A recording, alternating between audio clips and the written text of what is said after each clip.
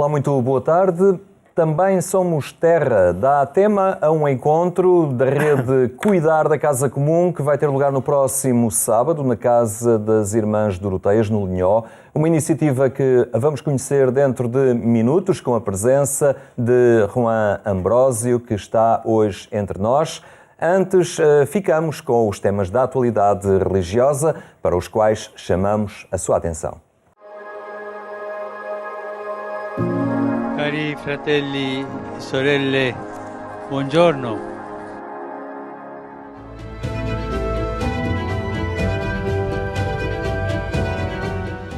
A educação, como se sabe, é uma paixão do Papa Francisco. Agora quer unir professores e investigadores ligados ao ensino num pacto educativo global centrado na fraternidade e na proteção do planeta. O encontro está já marcado para 2020 no Vaticano. Serve un patto educativo globale che ci educhi alla solidarietà universale, a un nuovo umanesimo. Per questo ho promosso un evento mondiale che si terrà il 14 maggio del 2020. In un momento di estrema frammentazione, di estrema contrapposizione, c'è bisogno di unire gli sforzi, di far nascere un'alleanza educativa per formare persone mature capaci di vivere nella società e per la società.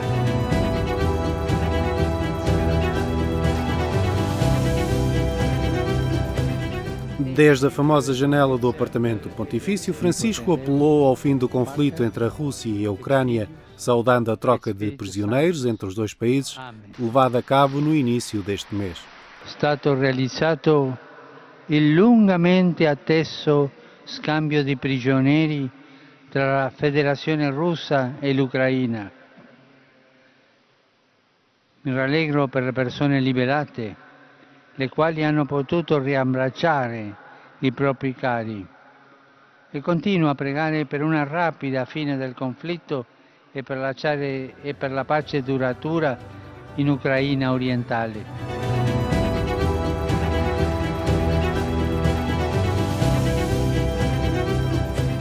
Setembro é um mês de recomeços e o mesmo acontece com o Papa, que retomou a celebração da missa matinal na Capela de Santa Marta, no Vaticano. O convite que ali deixou é particularmente atual: rezar por aqueles que governam o país. Chi di noi ha pregato per i governanti? Chi di noi ha pregato per i parlamentari? Perché possano mettersi d'accordo e portare avanti la patria? Sembra che lo spirito patriottico non arriva alla preghiera.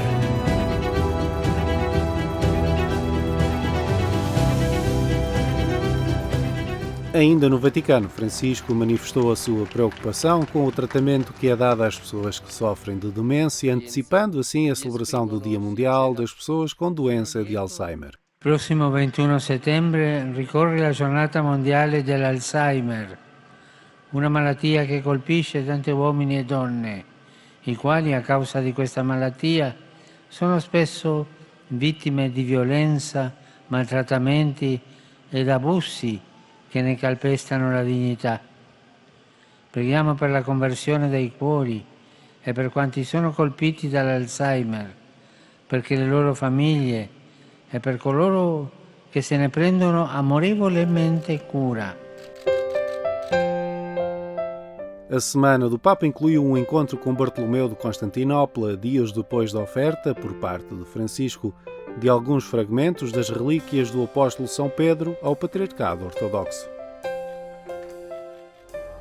E non dimenticatevi di pregare per me. Arrivederci.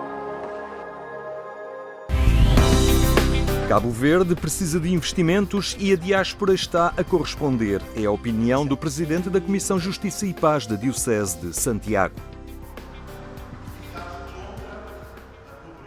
É presidente da Comissão Justiça e Paz da Diocese de Santiago desde maio de 2017. Lidera o trabalho de um grupo que quer ter uma voz ativa na procura de soluções relacionadas com a justiça e com a paz entre os cabo-verdianos. Não apenas os que vivem nas ilhas do arquipélago, cerca de 500 000, mas também os que fazem parte da comunidade da diáspora, cerca de 1 milhão. 2/3 da população que muito tem contribuído para o desenvolvimento do país. A diáspora cabo-verdiana, de uma maneira geral, tem contribuído imensamente para o desenvolvimento do país, para a estabilidade social e económica do país, de várias formas, enviando as suas remessas, mas também apoiando diretamente as suas famílias, com remessas de vária ordem, mas também através de quadros que são formados lá fora, filhos de imigrantes, que agora vêm contribuindo também com os seus conhecimentos em vários setores da atividade aqui em Cabo Verde. Depois, a diáspora inicia uma nova forma de ajudar Cabo Verde. Há um fenómeno interessante que está a acontecer agora, que é algum regresso por parte de segundas e terceiras gerações que querem investir aqui em Cabo Verde, querem vir como empresários aqui em Cabo Verde. E isto é um contributo enorme, sobretudo nesta fase que o país muito precisa de investimento estrangeiro. E a diáspora em Portugal, em particular, tem contribuído imensamente. Entre a América do Norte e a Europa, a diáspora cabo-verdiana tem diferentes perfis. A que está em Portugal é a que manifesta mais interesse em regressar às origens. A maior diáspora está nos Estados Unidos, mas a diáspora que mais contribui diretamente é a diáspora que está em Portugal. E isso é interessante e é por várias razões. Porque normalmente quem vai para Portugal vai sempre com a ideia de regressar e de um dia vir ou trazer de volta tudo o que conseguiu em Portugal e contribuir para o desenvolvimento. Já aqueles que vão para os Estados Unidos, nomeadamente, vão muitas vezes com a ideia de ficar e levar a família depois mais tarde. E há outras razões também que explicam este fenómeno. Mas a verdade é que, efetivamente, a diáspora cabo-verdiana em Portugal contribui imensamente e tem um laço muito forte com o país. Um tema que a Comissão Justiça e Paz da Diocese de Santiago quer incluir no relatório que tem em curso sobre todo o país. Nós temos como propósito produzir um relatório sobre a situação de justiça e paz aqui em Cabo Verde, não só na Diocese de Santiago, mas em todo Cabo Verde. E quando falo em todo Cabo Verde também estou a falar da diáspora cabo-verdiana. Como sabe, há mais cabo-verdianos a viverem fora de Cabo Verde do que aqui em Cabo Verde. Portanto, também quando falamos dessas questões, nós quase que obrigatoriamente temos que incluir também a nossa diáspora. Entre as situações analisadas, os problemas da criminalidade e do alcoolismo que afetam a sociedade cabo-verdiana. Também aqui em Cabo Verde vivenciamos essas situações também, como o alcoolismo, a criminalidade juvenil. Portanto, são questões muito preocupantes neste momento que carecem de atenção também por parte da Igreja, não só através do trabalho que o clero vem fazendo, mas também é preciso que os leigos também se juntem às autoridades eclesiásticas. No futuro, a Comissão Justiça e Paz da Diocese de Santiago pretende também participar no debate público e político, procurando estreitar relações com lideranças partidárias e das organizações da sociedade civil. Onde está Jesus hoje? Uma obra literária que ajuda o leitor a encontrá-lo.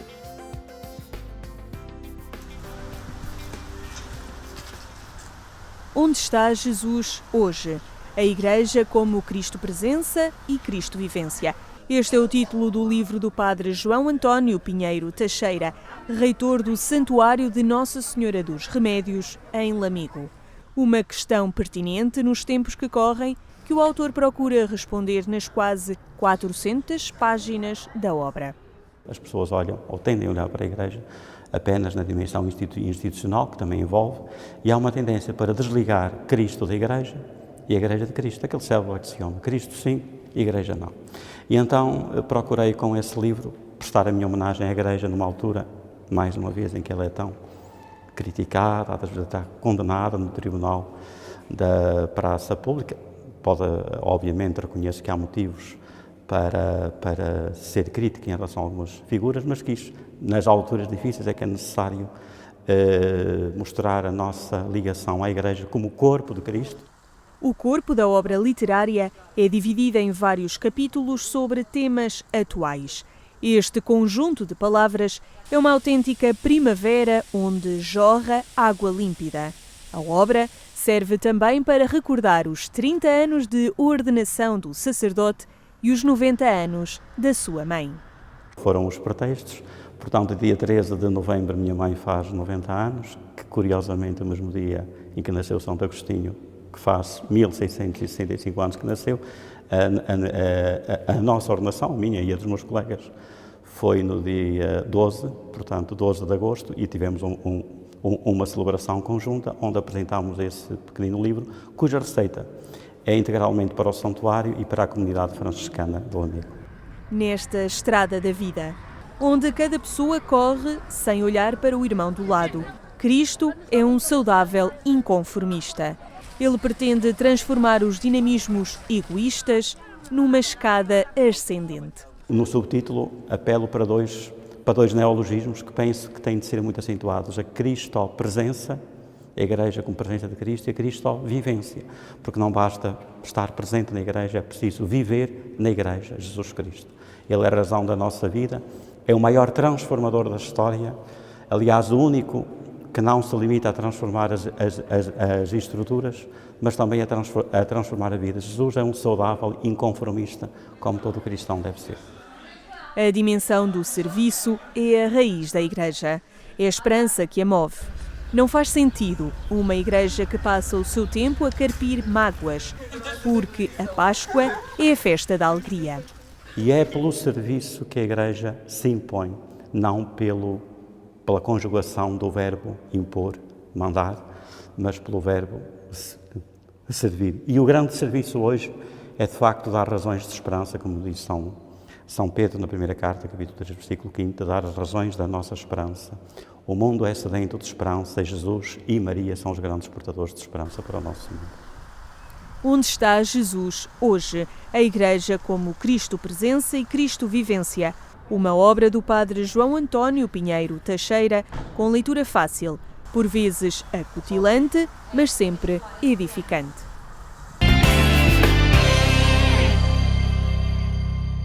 Já sabe que pode aprofundar estes assuntos em agência.eclésia.pt. Agora, a opção crente, através deste cuidado da casa comum. Está connosco Juan Ambrósio, é professor universitário, mas também um dos elementos envolvidos neste projeto de ecologia integral. Boa tarde, Juan. Boa tarde. O que é que vai acontecer então no Linhó, nesta iniciativa, na Casa das Irmãs, que vai reunir ali um pequeno grupo para olhar esta casa comum? Exatamente, é uma iniciativa, vem já na sequência do ano passado. Iniciámos esta atividade que chamamos Também Somos Terra, no mês de setembro, dedicado a refletir, a pensar, a rezar a criação, e esta é uma iniciativa da Rede Cuidar da Casa Comum, que junta uma série de instituições de cariz cristão ecuménico e que se organizaram em rede, ou seja, de uma maneira de poder ir alargando a sua intervenção, a sua reflexão, e portanto propomos no dia 21 um encontro. O objetivo é essencialmente repensarmos as nossas atitudes em relação a este cuidado da casa comum. A mensagem do Papa para este mês da criação, e que foi conhecida no dia 1 de setembro, ou pelo menos, enfim, a mensagem foi feita para esse dia, diz claramente que somos uma rede viva, não é? E isso até nos deixou satisfeitos, porque é isso que nós também queremos ser, uma rede, ou seja, uma iniciativa que seja o mais ampla possível e que pouco a pouco vá convidando à mudança de hábitos, porque é urgentíssima a mudança desses hábitos. E esta plataforma do Cuidar da Casa Comum também associa esta opção ambiental à própria identidade crente. Exatamente. Não é? Essa é uma nota muito importante, ainda bem que referes isso, porque isso é de facto fundamental. Estávamos, se calhar, habituados a ver a perspectiva e a identidade crente muito ligadas a questões mais do âmbito estritamente moral, embora isto também seja uma questão desse âmbito, ou seja, a condutas morais comportamentais, ambientais, que deixava de lado um bocadinho a questão ecológica, o cuidado pela casa comum. Entretanto, foi ganhando peso cada vez mais, até porque as evidências estão aí e não podem ser desmentidas, que era preciso ter alguma atenção pelas questões do ambiente, e isso tornou-se de tal modo evidente que não é só alguma atenção, mas é toda a atenção. Estamos a esgotar completamente o tempo de mudança de atitudes, podemos entrar muito mais cedo do que poderíamos imaginar em zonas de não retorno, ou seja, que aquilo que provocamos de desajustes já porventura não tenha qualquer tipo de solução e seja, portanto, uma degradação. Mas tudo isto que começa a ser evidente tem aqui uma outra dimensão, que é essa a grande chamada de atenção do Papa Francisco na Laudato Si, de que as questões ambientais, sendo absolutamente fundamentais e, portanto, não podem de todo ser esquecidas e ignoradas, não são, no entanto, a única dimensão desta questão. A ecologia tem uma dimensão muito mais ampla que o ambiental, não pode prescindir em momento nenhum da dimensão ambiental, mas não pode também em momento nenhum ficar reduzida a essa dimensão. E essa, porventura, é que está mais em moda, que toda a gente, de uma maneira ou de outra, vai estando mais atenta. O problema é que o não cuidado da casa comum, uma vez mais, vai afetar em primeira mão aqueles que são os mais desfavorecidos, os mais frágeis, os mais pobres. Tenham eles as dimensões que tiverem, tenham eles os contornos que tiverem, trata-se de todos os seres vivos do planeta e, de uma maneira muito especial, também do ser vivo, que é o ser humano. Fazemos parte desta rede viva, como diz a mensagem do Papa, e, portanto, cuidar da ecologia, cuidar do ambiente, cuidar desta casa, não é só cuidar do espaço, mas é de cuidar de todos os que fazem parte desta rede viva e também o ser humano. E, portanto, aqui o alargar o nosso olhar e a nossa preocupação para este âmbito mais vasto da ecologia integral. De tal modo que a gente perceba que o fechar a torneira, que o não deitar lixo, que o cuidar da terra é também atitude indispensável para cuidar do outro, para cuidar do mais frágil, para cuidar daquele que mais precisa. Por vezes ainda se fica muito preso àquela ideia, os meus pequenos gestos não têm qualquer peso mudança, mas fazem toda a diferença. E fazem toda a diferença por duas ordens de motivo. Primeiro, porque todos esses pequenos gestos, se todos os fizerem, as coisas mudam radicalmente. E, portanto, essa será uma primeira ordem de motivo. Mas há uma segunda ordem, porventura até mais importante, que é: eu não mudo as mentalidades se não começar a mudá-las por pequenos gestos. Quer dizer, se eu a tarefa que me proponho fazer é de tal maneira grande, ela corre o risco de me esmagar. Se eu perceber que essa tarefa, apesar de ser grande, pode ser iniciada, começada a ir sendo sustentada e consubstanciada com pequenos gestos, esses ao meu alcance, talvez isso verdadeiramente seja o itinerário que podemos fazer para começar a mudar de hábitos, para começar a mudar as atitudes. Nós, por exemplo, fazemos uma proposta clara nessa linha. Convidamos as pessoas, o esquema está aí, começa às 11 da manhã, terminará às 6h30 da tarde, às 5h30 há uma celebração, às 17 horas há uma celebração ecuménica, porque esta é uma iniciativa que quer ter essa amplitude, quer ter também essa marca do ecumenismo. Aliás, a rede pretende ser ecuménica. Começamos na manhã com uma pequenina reflexão sobre os desafios e depois há um almoço partilhado. E para esse almoço partilhado nós pedimos às pessoas que levem o almoço, que levem aquilo que são os utensílios para o almoço e que esses utensílios não sejam daqueles de usar uma vez e de deitar fora, ou seja, que possam ser reutilizados, cada um leva o seu copo, cada um leva o seu prato, cada um leva os seus talheres e porventura uns a mais para partilhar com quem não é. E este ano até iniciamos uma outra proposta que é: o lixo que nós produzirmos, o que sobrar não fica lá, vem para trás. Cada um leva o que vai consumir, partilha e traz o que sobrou, mesmo que aquilo que sobrou seja aquilo que nós costumamos dizer, o desperdício, o lixo. O objetivo é deixar tudo tal como o encontramos, pelo menos como o encontramos. Poder ainda ser melhor, ainda assim. Na Igreja falamos muito de conversão, é uma realidade teológica muito explorada, e isto é a conversão. É um processo de conversão. É um processo de conversão. E essa é, de facto, a grande riqueza da proposta que nos é feita na Laudato Si, é que esta preocupação com o cuidado da casa comum também com a parte ambiental, seja nota distintiva do que é a identidade cristã. Ou seja, que na preocupação da fidelidade à proposta cristã, da fidelidade ao meu exercício da identidade cristã, da fidelidade à minha relação com o mistério de Deus, com Deus, esta também seja uma das dimensões a partir das quais eu afiro essa fidelidade. Ou seja, não é só se eu cumpro os mandamentos, não é só se eu cumpro os rituais todos, é como é que eu trato a casa comum? E na resposta a essa pergunta está também um critério para discernir a fidelidade da minha identidade cristã. E isto é um movimento que está a aumentar, É um movimento a aumentar. Neste momento temos praticamente 50 instituições que fazem parte desta rede, já perto também de 40 pessoas a título individual. O nosso objetivo não é queremos ocupar todos os espaços, nem de longe nem de perto, mas é sensibilizar, e mesmo esta ideia de rede, ou seja, porque se cada um depois no seu lado, com esta consciência de fazermos parte de algo maior, é assim que vamos tentando mudar as mentalidades. Esta mudança de mentalidade é de facto importante e há que sublinhá-la. E nesse sentido de conversão, permite-me dizer isso, também ser pensada a nível da própria espiritualidade. Muitas vezes também está desligada disto, ou seja, aquilo que é o exercício da espiritualidade, o exercício da oração, que comece também a ser configurado e a incorporar este cuidado pela casa comum. Basta visitar Francisco de Assis, não é? Os monges do deserto que... Exatamente. Muito bem, Juan Ambrósio, acompanharemos. Uma boa oportunidade, convidamos todos a irem no dia 21, tanto quanto possível que se inscrevam para termos uma noção das pessoas que vão, podem fazê-lo online, na página, no site da Rede da Casa Comum, mas que isso também não seja obstáculo para não aparecerem. Se por qualquer motivo não se inscreveram, apareçam na mesma. De preferência, inscritos para nós termos uma noção das pessoas que vão partilhar connosco este dia. É na Casa das Irmãs Doroteias, no Linhó, Quinta da Fonte. Muito obrigado, Juan Ambrósio. É um gosto. Iremos acompanhar, obviamente, esta iniciativa. A terminar, fica a chamada de atenção para mais logo, onde forem 22h45. Por essa hora pode acompanhar na Antena 1 a edição rádio do programa Eclésia. Tenha então uma muito boa tarde e até amanhã, se Deus quiser.